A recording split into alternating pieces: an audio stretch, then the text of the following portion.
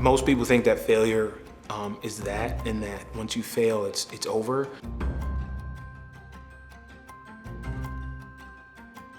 All those mistakes made me who I am today. It motivated me, it made me the person that I want to be. I passed my CCNA on August 10th, and to get to this point of passing the CCNA, it took me about 6 tries. I took the two-part exam, the ICND-1 and the ICND-2.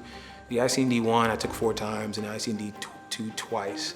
The first exam, when I took it, I didn't put in the effort that I needed to pass the exam. And then the second time I took the ICND-1, I failed it by a point. I was very disappointed, but I knew that I would pass if, just taking a little more studying. And then the third time was the interesting story.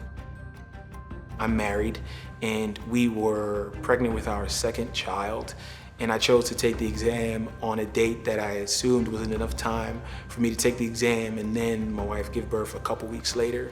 But in actuality, my daughter, God bless her heart, she came early. She actually came on the day that I planned on taking the exam. Before I took the exam, my wife said, I'm going into labor, and I feel that you should just go take the exam. It's early stages, we'll be fine. The doctor told me to stay home. So I went to go take the exam, took the exam, failed it, and my daughter was born. The exam was harder than I had expected, so I needed to go above and beyond and study and train a lot harder. I Googled different services, and CBT Nuggets popped up. 6 days a week, 8 hours a day. I watched Jeremy Char's videos. I can repeat word for word. I can tell you the order of all the ICND-2 videos, and I took notes. I have about 5 or 6 notebooks worth of notes, something I didn't do the first time when I took the ICND-1. More or less, I just went a little crazy with the study.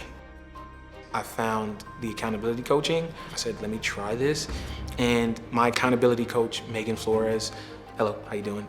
She was the one who helped me. She introduced me to the Slack community. Anytime I had a question about something, she couldn't answer it. It was always someone that she could refer me to. That was very important to me, and that helped me in my learning.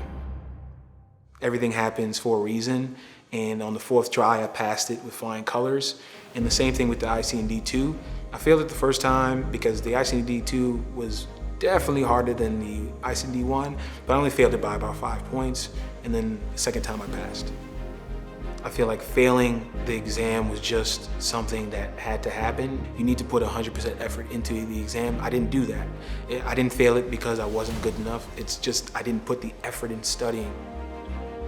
CBT Nuggets is great on that. Once you're signed up, there are just so many different opportunities of training and different things that you can learn. I felt CBT Nuggets was the right site for me. Currently, I am Assistant Vice President of IT Operations for a financial management firm.